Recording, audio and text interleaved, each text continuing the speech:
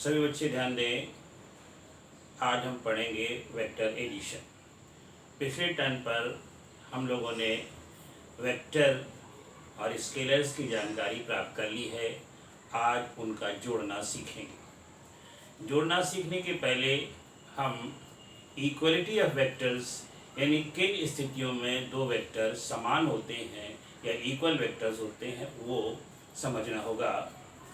इधर ध्यान दीजिए, ये ए बी सी डी चार वेक्टर्स हैं जो एक दूसरे के ठीक समांतर हैं और उनके मैग्नीट्यूड्स बराबर हैं, यानी उनकी लंबाइयां बराबर हैं तो मैग्नीट्यूड्स भी बराबर होंगे। तो यहाँ पर ये वेक्टर ए बी सी समान हैं और उनकी दिशाएं भी समान हैं। जब ऐसी स्थिति होती है तो हम यहाँ लिख सकते हैं vector A is equal to vector B is equal to vector C. यानी अगर दो या दो से अधिक वेक्टर समांतर हैं, उनके परिमाण बराबर हैं, उनकी दिशाएं बराबर हैं, तो they are said to be equal vectors. यानी उन्हें कहा जाएगा कि वे वेक्टर समान हैं। अब चौथे वेक्टर पर विचार करेंगे। इसका मैग्नीट्यूड तो समान है, पैरेलल भी है, लेकिन इसकी डायरेक्शन जो है वो उल्टी है। अगर इसकी डायरेक्शन उल्टी है तो इस स्थिति में हम क्या लिखेंगे? देखिए, vector A is equal to vector B is equal to vector C is equal to minus vector D. यानी इस वेक्टर की डायरेक्शन विपरीत है तो ये इसका अपोजिट वेक्टर हो जाएगा। दूसरे शब्दों में हम कह सकते हैं vector D is the opposite vector of C, opposite vector of B and opposite vector of A. यानी डी इन तीनों वेक्टर्स का अपोजिट वेक्टर है। तो सभी बच्चे समझ गए होंगे कि अगर दो या दो से अधिक वेक्टर समांतर हो और उनका परिमाण इक्वल हो तो हम कह सकते हैं कि वे वेक्टर इक्वल होंगे। अगर उनका परिमाण समान है लेकिन दिशा विपरीत है तो हम लिख देते हैं कि वो जो विपरीत दिशा में है वो वेक्टर माइनस वेक्टर होगा। Now we come to the addition of vectors. इधर ध्यान दीजिए, सेकेंड टॉपिक है हमारा एडिशन ऑफ वेक्टर्स।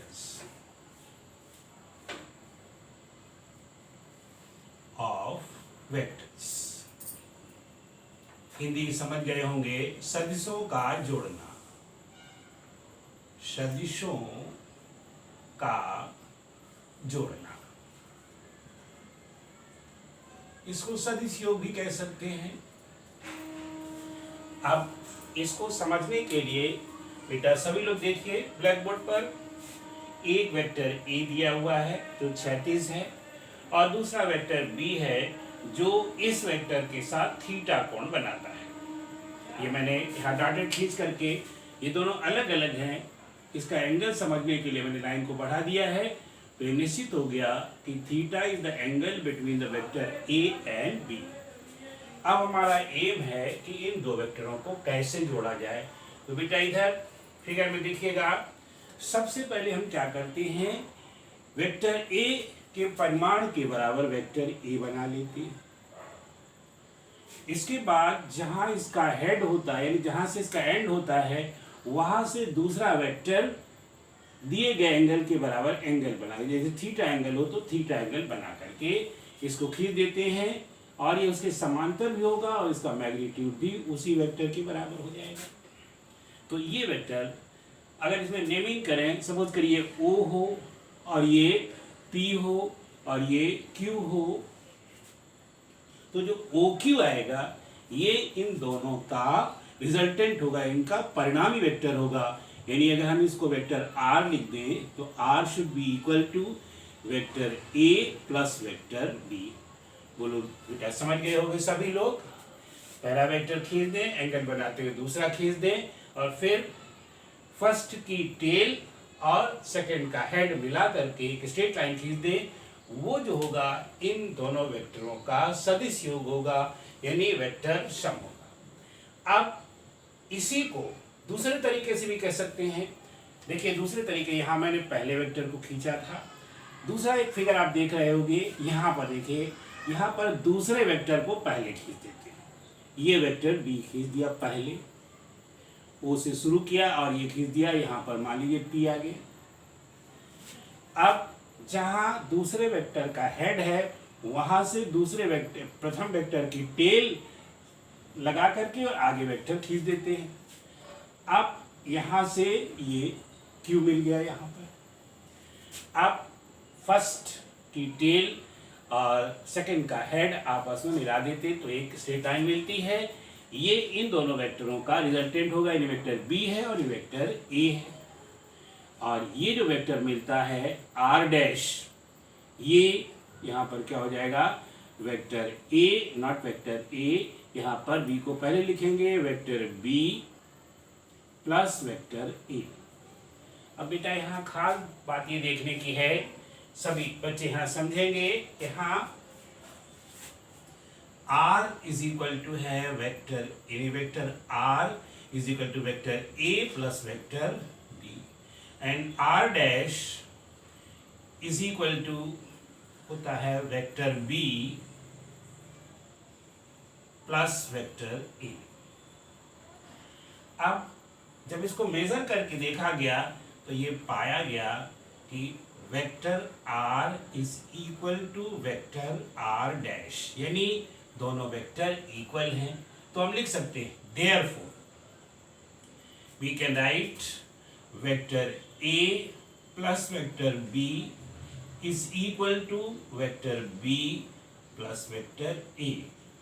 और जब a प्लस b बराबर b प्लस होता है तो इसको बोलते हैं कम्यूटेटिव। तो यहाँ पर लिख सकते हैं therefore vector addition, vector addition is commutative, commutative बेटा हिंदी में इसको बोलते हैं क्रम विनिमय का नियम पालन करता है। यानी वेक्टर का एडिशन क्रम विनिमय का नियम, यानी चाहे a प्लस बी कर दें चाहे b प्लस a कर दें, रिजल्ट एक ही प्राप्त होता है। सभी बच्चे समझ गए होंगे। अब यहाँ पर आपने दोनों वेक्टरों को अलग अलग खींच करके देखा। अब यहाँ पर एक नियम और लगाया जाता है, यहाँ पर लगाया जाता है addition of vector by parallelogram method. तो यहाँ पर होता है, लिखेंगे parallelogram method, parallelogram method of vector addition, vector addition.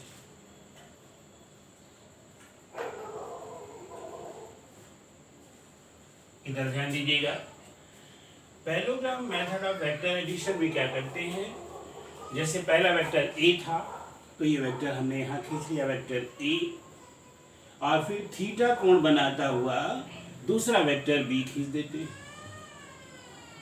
यानी दोनों वेक्टर इस तरह से खींच देते हैं, बीच का एंगल थीटा हो गया। इसके पश्चात इस पैरेललोग्राम को पूरा कर देते हैं। जब इस पैरेललोग्राम को पूरा कर देंगे तो बेटा इधर ध्यान दो, सपोज करिए ओ ए, या इसको मान लेते हैं ओ पी, ओ क्यू, और ये मान लीजिए एस। तो हमारा जो डायगोनल आता है वो ओ एस आता है। तो यहाँ पर अगर लिखे तो इस पैरेललोग्राम मेथड में क्या होता है, अगर दो वेक्टर किसी पैरेललोग्राम की दो आसन भुजाओं से यानी दो एडजेसेंट साइड से प्रकट हो तो उनका परिणामी उस पैरेललोग्राम के डायगोनल द्वारा प्रकट होता है, और उस डायगोनल द्वारा जो दोनों वेक्टरों के पॉइंट ऑफ इंटरसेक्शन से जाता है। यानी ये दो वेक्टर हैं, इसका पॉइंट ऑफ इंटरसेक्शन ओ है, ओ से जाता है उस डायगोनल के बराबर होता है, ये ध्यान रखिए।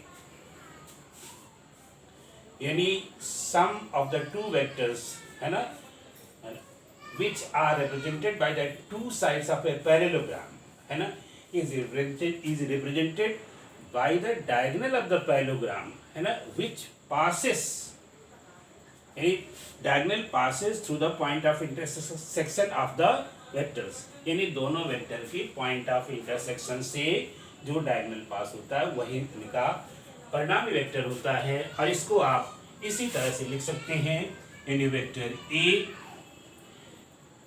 Plus vector B is equal to, इसको हम आर से लिख देते हैं, वेक्टर आर, तो ये बराबर हो जाएगा वेक्टर आर, यानी परिणामी आर के बराबर होता है।